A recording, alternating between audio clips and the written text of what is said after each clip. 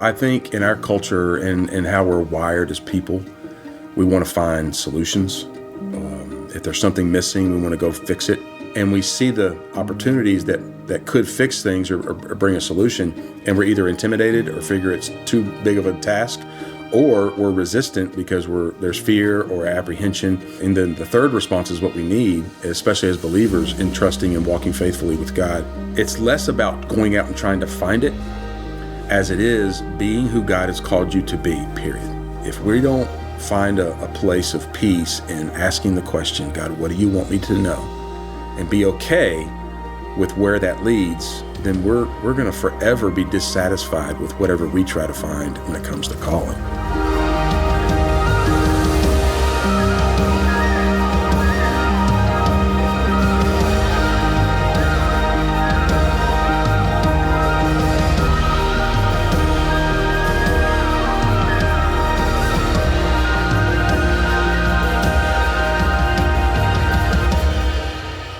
It started in sixth grade with me. I had the opportunity to be on a radio program with my pastor at Christmas time and talk about my favorite Christmas carol. And when my principal walked me back after that radio show, he looked at me and he said, Troy, he goes, you're going to be a fine preacher one day.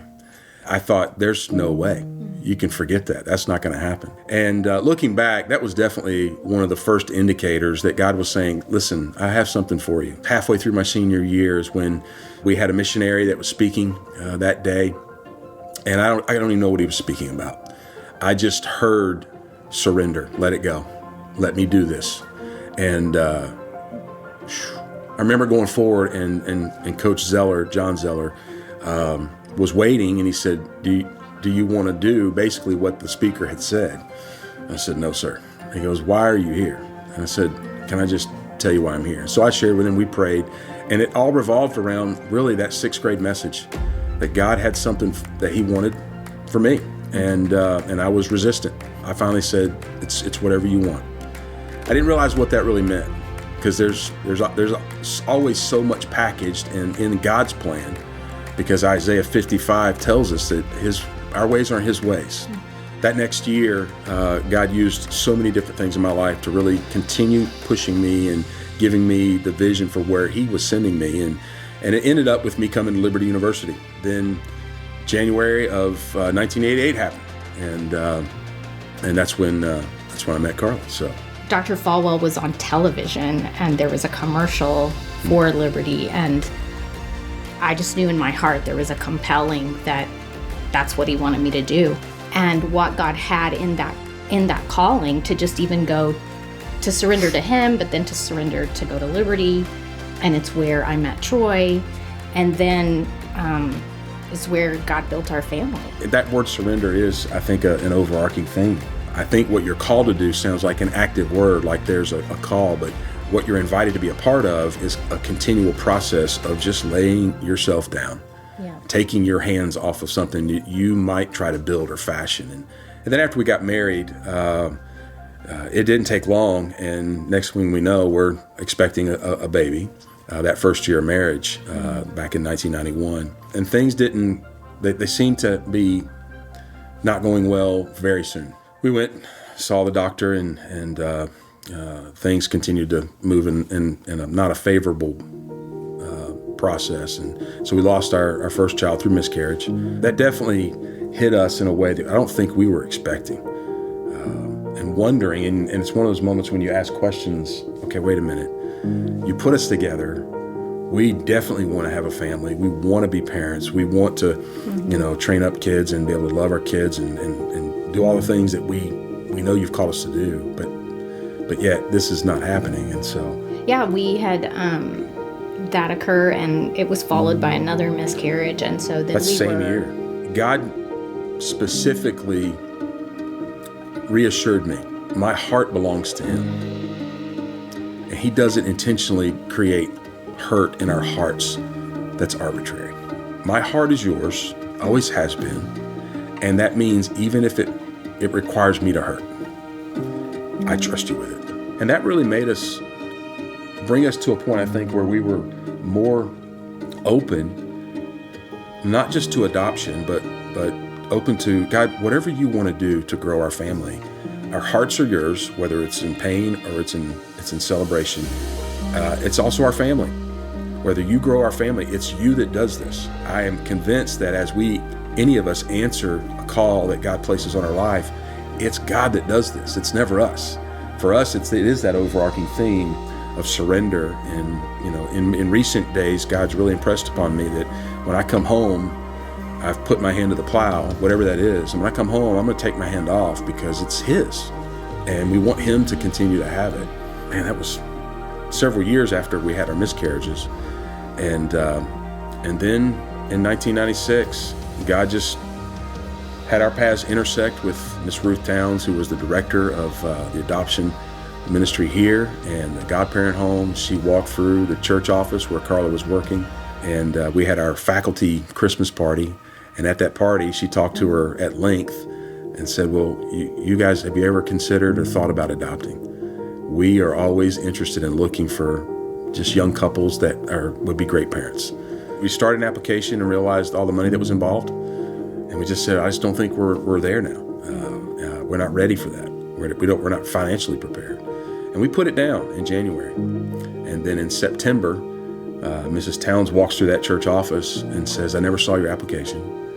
And Carla explained, and she stopped and she said, we have resources that can help couples, to help them through that financial process. We went and met with her, and while we were in the office, she said, I need a picture. I need to start a file on you. And we gave her a picture of the two of us. But what she wanted to do was step next door to the social worker who was meeting with a young mother, birth mother, who had looked at all the couples they had and wasn't at peace with any of them. And she walked in and she just showed her our picture. And it was in that moment that birth mother looked at Mrs. Towns and said, I need to know more about this couple. That began our journey as a family growing. And God did a similar thing a little over 2 years after that, and continues to just amaze us at what He does with how we knew He was doing something. And it was less about us trying to figure out His plan than it was just to surrender and say, well, we're here for the next step.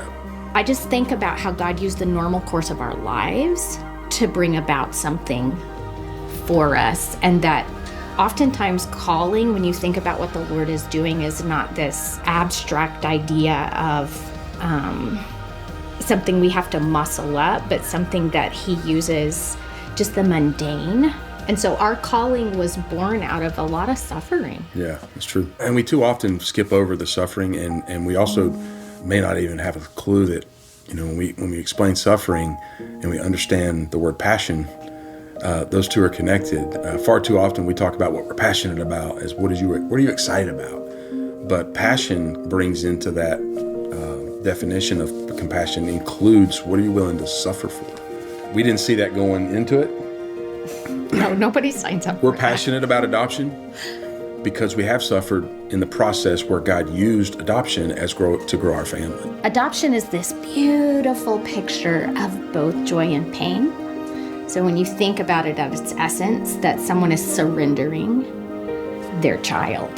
For our daughters, there has been that joy and pain, because having to reconcile what God is doing is a journey of acceptance. Yeah. And having to reconcile the past and the unknown. And identity. And over and against what is happening in the now.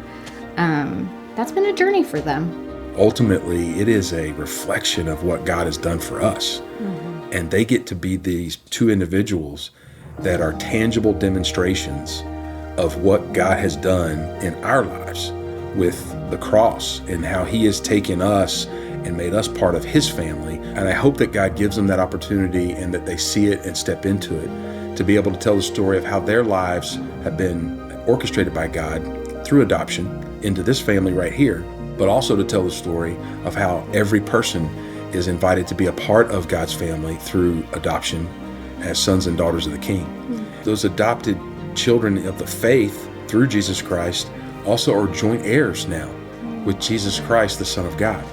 And that just tells a story that is just so deeply powerful. When my daughters were officially adopted into this family, their name changed. And God does the same thing with us.